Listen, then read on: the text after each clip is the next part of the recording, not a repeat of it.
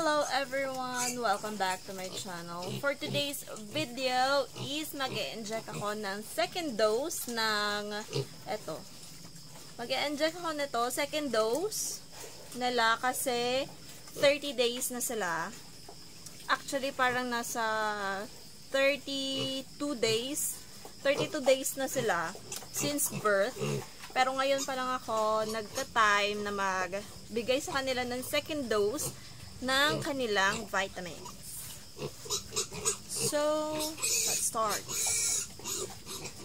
So, ayan sila ngayon. 7 perasong biik. Naglagay ako ng harang dyan sa gitna para sana hindi sila makalabas. Pero mukhang makaka-escape sila.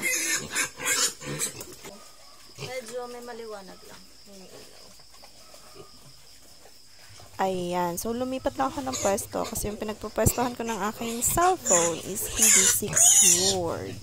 And yung tinuturo ko ngayon sa mga biik is Bexan SP na tigwa 1 ml per piglet. Ayan. So, yan lang yung ini-inject ko sa kanila ngayon. Pang second dose na nila to. And medyo na-late na ako ng 2 araw kasi super busy na schedule. At ngayon lang ako nagka-time. Anyway, ako lang mag-isa yung magtuturok sa kanila ngayon kahit gabing-gabi na kasi kaya ko naman na compare dun sa first time ko nagturok sa kanila. Sobrang liit kasi ng syringe na 1 ml kaya ayan, nagpalit ako. 5 ml yan pero yung tinuturo ko sa kanila is 1 ml and then yung syringe na ginagamit ko is yung nabili ko sa Shopee na parang nakaset na karayom, yung pinakamaliit yung ginagamit ko sa kanila. Ang kinaganda lang sa mga biik na alaga ko ngayon is super chill nila kapag binubuhat is hindi na sila gaanong gumagalaw. Ayan, so as you can see is ang bilis ko lang talaga silang maturukan kasi wala sila gaanong rebelding moves. Isa din sa mga pinaka nagugustuhan ko ngayon sa mga alaga kong biik is hindi sila violente kung umiyak. Kaya medyo chill lang din si Amara sa gilid ko kasi wala gaanong umiiyak ng sobra-sobra sa mga anak niya. Ayan. So kahit 32 days na sila is hindi ko pa rin sila winawalay kay Amara kasi pinapaabot ko muna ng 45 days bago ko sila i-separate kay Amara. And isa din sa dahilan kung bakit ko sila papaabutin ng 45 days is nagkakaproblema talaga kasi ako ngayon dito sa mga alaga naming biik kasi nagtatai sila. Halimbawa, gagaling yung isang biik and then the next day is meron na naman ulit na magtataing biik.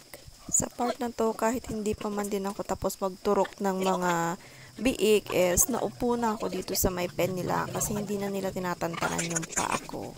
And kumuha lang si nanay ng bota para magamit ko dito sa loob ng pen para hindi ko gaano maramdaman na kinakagat ako ng aking mga alaga. And we are down to the last one, ang singer sa kanilang lahat. Sa kanilang ito is siya talaga yung pinaka-singer kasi pag hinuli ko na siya, for sure na magagalit si Amara kasi kung umiyak siya, para akala mo lechon na siya kinabukasan. Anyway, after kong magturok ng vitamin sa kanila, is huhulihin ko na naman yung isang biik kasi halos tubig na yung nilalabas niyang dumi. Yung ginagamit kong gamot na para sa mga nagtatay kong mga biik ngayon is etong pig doser, 1 pump per 2 kg body weight nila. Yan, and inaayos ko lang kasi nasa labas kasi yung pinaka-hose niya. Kaya ayan, binuksan ko muna tapos ipapasok ko lang sa loob and then isi-shake ko siya ng mabuti kasi parang namumuo yung gamot sa pinaka bibig netong lagayan ng gamot. Ayan, so habang sinashake ko yung bote is sinasite ko na kung nasaan yung biik na nagtatae kasi nakalimutan ko siyang lagyan ng palatandaan.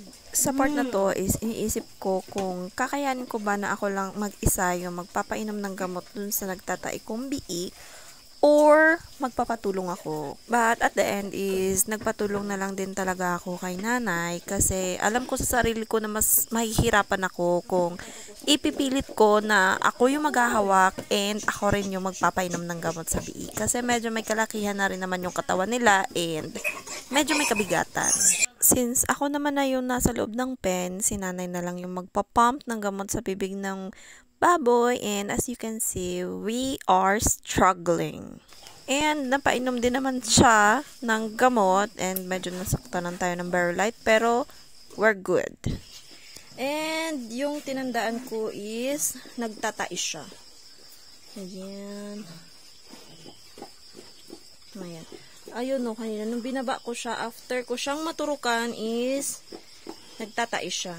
Actually kanina pang umaga namin napansin yun, pero ngayon pala siya nalapatan ng gamot kasi ngayon lang ako nagka-time. Ayun lang muna for today's video.